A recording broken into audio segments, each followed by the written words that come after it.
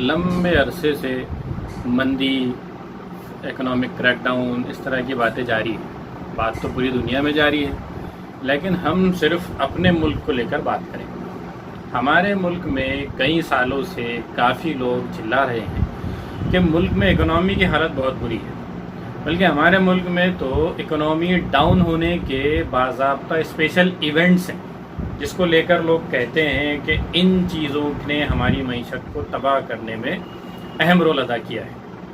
In general तो सरकारी policies पर इल्ज़ाम धरा जाता है, लेकिन जो स्पेशल इवेंट्स हैं इसमें सबसे नुमाया नाम नोटबंदी का है। उसके बाद जीएसटी का नंबर आता है, फिर उसके बाद सरकार के दूसरे फैसले हैं, जैसे फ्यूल प्राइसेस में जमकर इजाफा है, या हुकूमत की वो पॉलिसीज़ है जिसमें ईज़ ऑफ बिज़नेस को वो प्रमोट नहीं करती या बिज़नेस को आसान नहीं करती, बिज़नेस प्रमोट नहीं होता। और इन सब के बाद ये कोरोना की वबा और उसमें लॉकडाउन की मुसीबत वगैरह वगैरह। लॉकडाउन के बाद तो कहा जा रहा है कि तिजारत को दोबारा खड़ा होने में पता नहीं कितना वक्त लग जाएगा, और इन सब के लिए सिर्फ़ और सिर्फ सरकार को ज़िम्मेदार ठहराया जा रहा है। आज ये सब बहाने लगते हैं। ऐसा लगता है कि आप में काबिलियत नहीं तो आप किसी और पर इल्ज़ाम ठहरा रहे हैं। हत्ता कि मुल्क के बड़े बड़े बिजनेसमैन भी यही राग अलाप रहे हैं।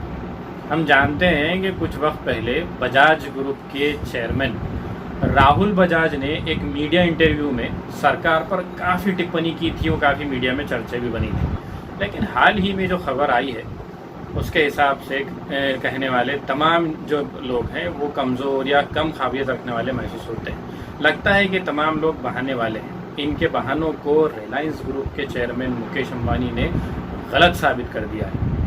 मशहूर मैगज़ीन फोर्ब्स की कल की रिपोर्ट के हिसाब से, जिसमें ये बताया गया है कि लॉकडाउन के दरमियान, इस कोरोना लॉकडाउन के बीच पिछले 2 माह में, और स्पेसिफिक कहे तो पिछले 58 दिन में, मुकेश अंबानी ने $22 बिलियन रुपए खड़े किए, जिसकी वजह से मुकेश अंबानी दुनिया के 10 सबसे अमीर लोगों में आ चुके हैं। ये भी आपको पता होना चाहिए कि मुकेश अंबानी पिछले 9 साल से टॉप 10 में आने की कोशिश कर रहे थे, लेकिन वो इसमें जगह नहीं बना पा रहे थे। लेकिन उन्होंने इस लॉकडाउन के होते हुए, कोरोना की मुसीबत होते हुए टॉप 10 में अपना मकाम बना लिया है।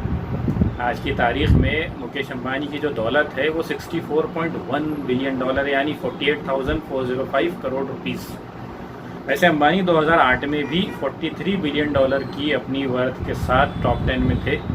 वो 7वें नंबर पर थे। फिर वर्ल्ड क्राइसिस आया, लोगों की दौलत नीचे गई तो वो और ऊपर आए, वो 5th पर आए, फिर वो 4th रैंक पर आए, लेकिन उसके बाद वो किसी वजह से टॉप 10 से बाहर निकल गए। हमने देखा कि अंबानी ने हालात का रोना नहीं रोया, बल्कि उन्होंने अपने टैलेंट का मुजाहरा किया। लेकिन ऐसे कई लोग हैं जो इस कामयाबी पर भी नुक्ताचीनी करते हैं कि वो तो सरकारों को इस्तेमाल करके उनकी पॉलिसीज़ को अपने हिसाब से मोड़ लेते हैं, वो फेयर गेम खेलने के आदी नहीं है। इस तरह की बातें की जाती हैं। कहने वाले ये नहीं देखते कि अंबानी जी ने देश का नाम रोशन किया है, और देश का कोई बिजनेसमैन अगर दुनिया में टॉप 10 में आता है तो ये सारे देशवासियों के लिए फ़ख्र की बात होनी चाहिए। और जो लोग इस पर भी टिप्पणी करते हैं, इन्हें देशद्रोही घोषित कर देना चाहिए। भाई चलो, थोड़ी देर के लिए मान लिया कि वो सरकार का इस्तेमाल करते हैं, उनकी पॉलिसीज़ को अपने हिसाब से टर्न करते हैं, तो ये भी तो टैलेंट है। अब आप में नहीं है तो हम क्या करें।